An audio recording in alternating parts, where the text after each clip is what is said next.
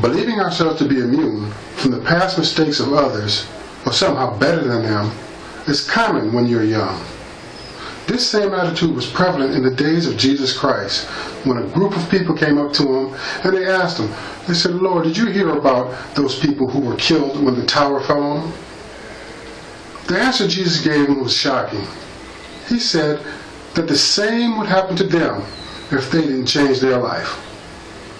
Now I'm here to tell you that if you do not change your way of thinking, if you do not let go of your belief that you know it all and no one, especially not an older person, can tell you anything, you also will end up in a dead-end job, or on a prison yard, or hooked on drugs, or pregnant with no father for your child, or the victim of gang violence.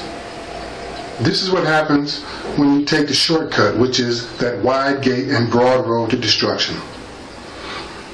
But we're here to find out how to overcome that obstacle, how to overcome your circumstance to become successful and happy. And the first rule to that goal is to take control of your life. At this stage, you're not thinking about the unforeseen forces that are at work in directing your life.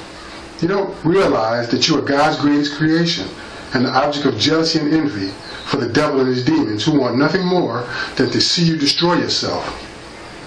This is why it's important that you focus and find your direction today. Now is the time that you declare what path you will take in life.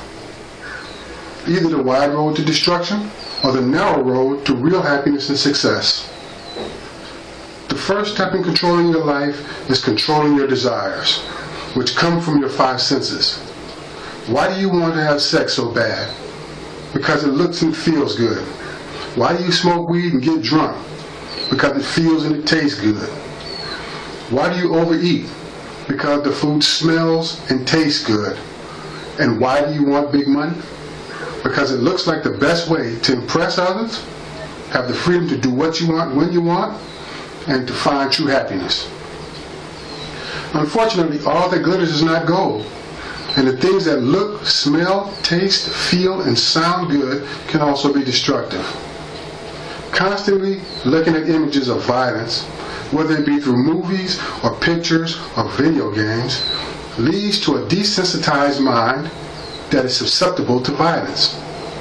In 1987, I robbed a bank. I got the idea from growing up watching all those old gangster movies. I idolized Al Capone and John Dillinger. And one day I became as they were. Unfortunately, it cost me a 13-year sentence. Refusing to use condoms and sex because it took away from the feeling is all bad today.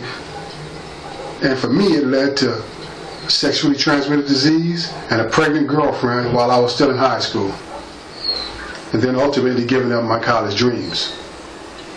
Controlling your urges by controlling your senses is mandatory, but it can only succeed if you exercise patience.